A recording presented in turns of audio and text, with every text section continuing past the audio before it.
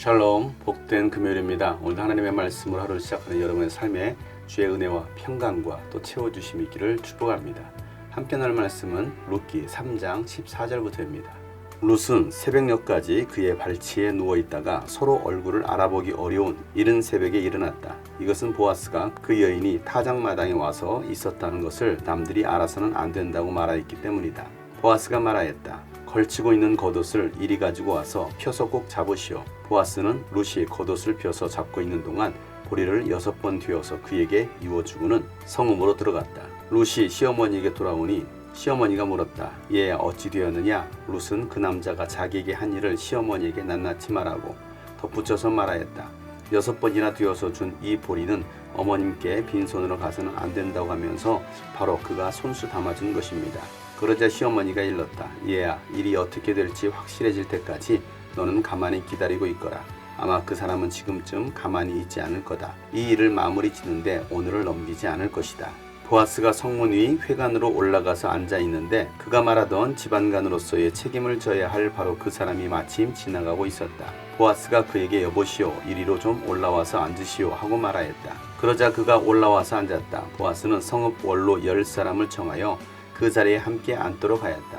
그 사람들이 모두 자리에 와서 앉자 보아스가 집안간으로서 책임을 져야 할 사람에게 말하였다. 모압 지방에서 돌아온 나오미가 우리의 친족 엘리멜렉이 가지고 있는 밭을 팔려고 내놓았소. 나는 이 사실을 분명히 알려드리오. 여기 앉아 계시는 분들과 우리 마을 어른들께서 보시는 앞에서 나는 당신이 그 밭을 사라고 말씀드리오. 당신이 집안간으로서의 책임을 지겠다면 그렇게 하시오. 그러나 집안간으로서의 책임을 지지 않겠다면 그렇게 하지 않겠다고 분명히 말하여 주시오. 당신이 집안간으로서의 책임이 있는 첫째 사람이요, 나는 그 다음이요. 그러자 그가 대답하였다. 내가 집안간으로서의 책임을 지겠소. 보아스가 다시 말하였다. 그렇다면 나오미의 손에서 그 밭을 사는 날로 고인의 아내인 모압 여인 룻도 아내로 맞아들여야 하오. 그렇게 하여야만 그가 물려받은 그 유산이 고인의 이름으로 남게 될 것이요. 그러자 집안간으로서의 책임이 있는 그 사람이 말하였다. 그런 조건이라면 나는 집안간으로서의 책임을 질 수 없소. 잘못하다가는 내 재산만 축나겠소. 나는 그 책임을 질 수 없으니 당신이 내가 져야 할 집안간으로서의 책임을 지시오. 아멘.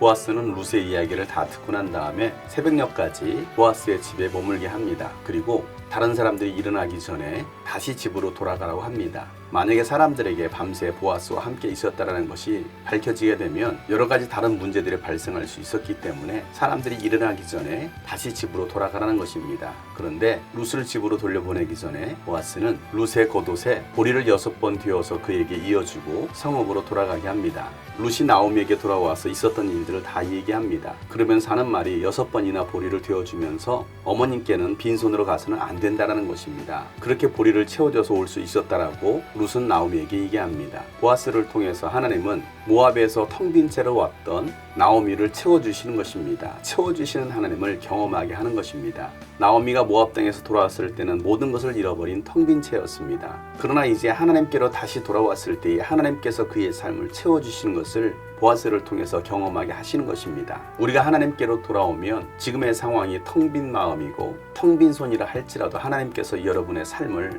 가득 채워주시는 것을 믿으시길 바랍니다. 늘 언제나 넘치게 채워주시는 하나님을 신뢰할 수 있길 바랍니다. 나오미는 룻에게 말합니다. 이제 내가 할 일은 다 했으니까 가만히 기다리라는 것입니다. 그러면 이제 보아스가 하루를 넘기지 않고 일을 다 마무리 지을 것이라는 겁니다. 우리가 기도를 하고 우리가 해야 될 일들을 다 하고 나면 이제부터는 하나님께서 일하시기 시작하는 것입니다. 우리는 그저 하나님께서 응답해 주실 때까지 기다리면 되는 것입니다. 안식과 쉼을 누리면 되는 것입니다. 그럴 때 하나님께서 일하시는 것들을 우리가 보게 될 것입니다. 오늘도 예수님께서 여러분을 대신해서 일하고 계신 것을 믿으시길 바랍니다. 쉬지 아니하시는 하나님이십니다. 그동안 룻은 쉬지 않고 일을 했습니다. 쉬지 않고 위험한 일들을 감당해냈습니다. 이제는 응답이 올 때까지 안식하면서 기다리라는 것입니다.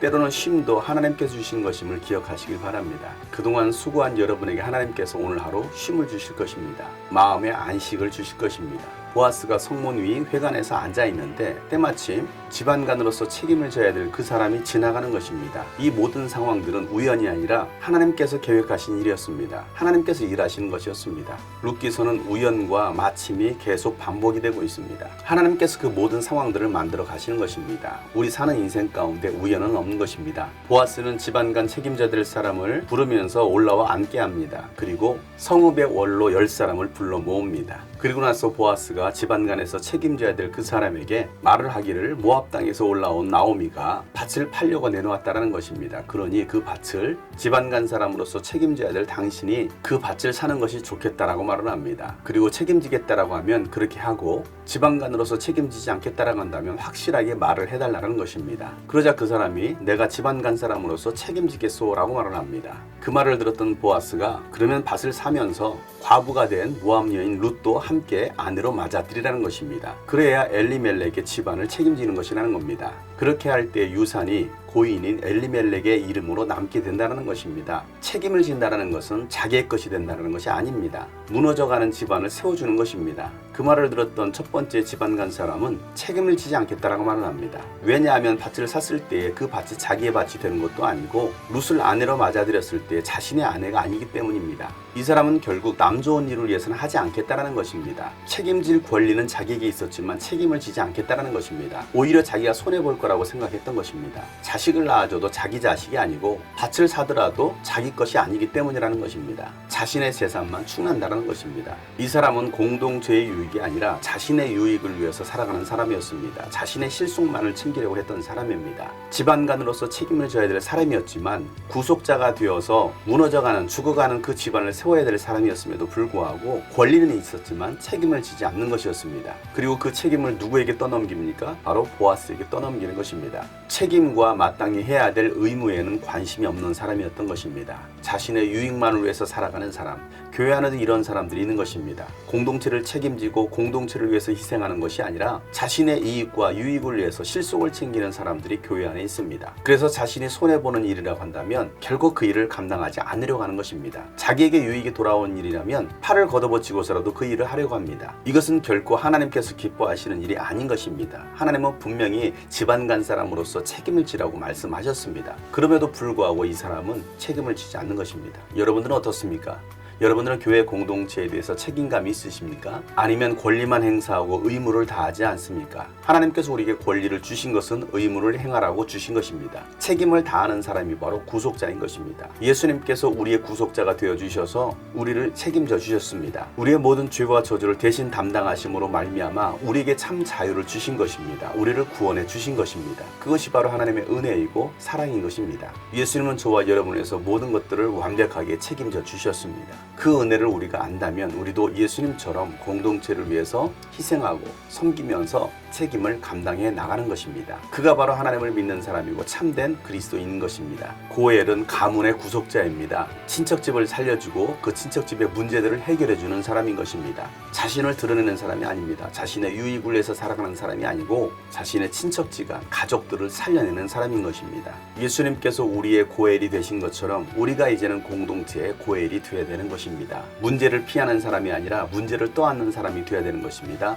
그 문제를 해결해 줄 수 있는 사람이 되어야 되는 것입니다. 공동체 안에 일어나는 문제 때문에 어려움 때문에 그 공동체를 떠나고 피하는 사람이 되어서는 안 되는 것입니다. 우리 교회 공동체는 어떤 공동체입니까? 서로를 돌보고 책임져주는 공동체입니까? 아니면 자신의 실속만을 챙기는, 자기에게 유익이 없으면 내팽개치고 떠나는 공동체입니까? 오늘 주님은 이 말씀을 통해서 서로 챙겨주고 책임져 줄 수 있는 공동체가 되기를 바라시는 것입니다. 이 무책임한 첫 번째 집안 간 사람은 결국 자신은 책임질 수 없으니 보아스가 책임지라고, 보아스에게 그 모든 문제를 책임지라고 떠넘기고 있습니다.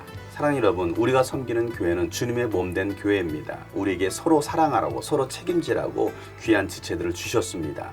한 몸이 되어서 서로 돌볼 수 있는 관계, 돌아볼 수 있는 관계, 책임져 줄 수 있는 관계가 예수 그리스도의 한 몸 된 교회 공동체인 것입니다. 예수님께서 고엘이 되신 것처럼 저와 여러분들도 주님의 몸 된 교회 지체들에게 고엘이 되어주는 여러분 되시기를 주의 이름으로 축복합니다. 샬롬.